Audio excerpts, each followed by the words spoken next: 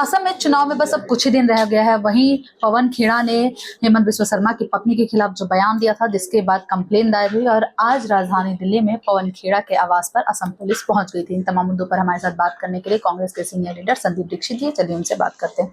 Sir, आज पवन खेड़ा के घर में पुलिस आई, असम पुलिस, को किस तरीके से देखते हो? कुर्सी साहब, राजनीतिक देश में आइए, रेड का या उनके पुलिस आने का क्या मतलब है? कल या एक या दो दिन पहले पवन खेड़ा जी ने आसाम में कुछ दस्तावेज दिखाकर सवाल पूछे हैं मुख्यमंत्री से। कहा है कि आप और आपकी वाइफ के खिलाफ हमको ये दस्तावेज मिले हैं, सही हैं गलत हैं, ये तो आपको बताना है ना। राजनीति में जब सवाल पूछे जाते हैं तो आपको सिद्ध करना चाहिए। आपने कहा कि ये गलत है, वो सही है, ये गलत है, वो तो कोई ना कोई इंक्वायरी देखेगी ना। आपने पवन जी क्या रेड करने का क्या मतलब? भाई, अगर आपको लगता है कि वो झूठे दस्तावेज है तो ये तो है नहीं कोई कि सच्चे दस्तावेज उन्होंने छुपा रखे हैं। तो उनके घर में क्या ढूंढने गए थे आप? जो कंप्लेंट वो कर रहे हैं वो तो ऐसे भी पब्लिक में है ना। या आप उनसे पूछिए आपके पास क्या सबूत है, और आप सरकारों से पूछिए। उन्होंने कहा है कि इनके पास 2 या 3 पासपोर्ट हैं, तो उनकी सरकारों से चेक कर लीजिए, जिन भी देश की सरकारों से तथाकथित रूप से उनके पासपोर्ट माने जाते हैं।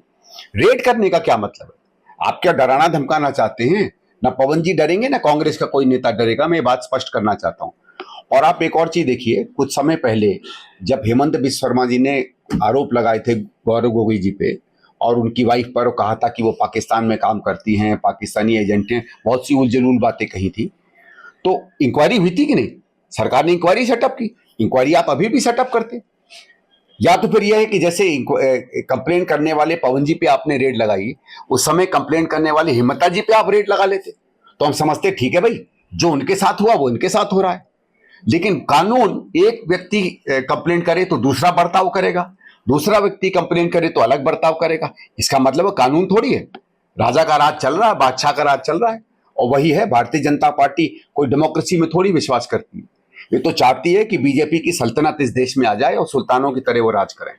सर, वहीं असम चुनाव में रैली को संबोधित करते हुए देश के प्रधानमंत्री ने कहा कि कांग्रेस हमेशा पाकिस्तान के पक्ष में बात करती है। ऑपरेशन सिंदूर के समय भी देखा गया कि कांग्रेस वही राव अलाप रही थी जो पाकिस्तानी जो दिखा रहे थे, जो पाकिस्तानी बोलना चाहते थे। प्रधानमंत्री एक सबूत दे देना, उनको पता नहीं क्या सपने आते रहते हैं। प्रधानमंत्री जी भी मुझे लगता है कांग्रेस के नाम से कभी घबरा जाते हैं और कुछ सपने उनको आने लगते हैं। एक सपना पता है ना कि हमने क्या ऑपरेशन सिंदूर में कहा था? बताएं, प्रूफ तो उनको देना है ना। उन्होंने मंच से बोला है। और जहां तक पाकिस्तान की बात है, बांग्लादेश किसने बनाया? चड्डीधारियों ने।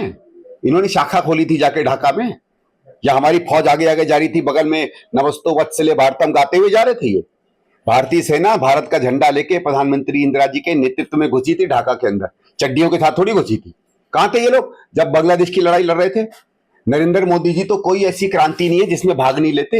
इनके हिसाब से इमरजेंसी के खिलाफ ये लड़े, गुजरात की आंदोलन इन्होंने किया, संपूर्ण क्रांति इन्होंने की। तो ये भी कहानी बता देते कि कौन सी टुकड़ी का ये लेफ्टिनेंट कमांडर थे 71 की लड़ाई में, वो भी कहानी बता देते। भाई, बहुत लोग मानने वाले हैं। ये क्या मतलब है भाई? कांग्रेस जिसने इस देश को आजादी दी, आज तक अगर आजाद किसी कारण से है तो कांग्रेस के कारण है। एक झटका देखिए इराक वॉर का, और हम बिल्कुल पंगु बन के खड़े हो गए हाथ जोड़ के कि जो अमेरिका और इजराइल कह रहा है सलाम उसको। आजादी ये नहीं होती है। आजादी होती है स्वायत्त रूप से अपनी विदेश नीति बनाना।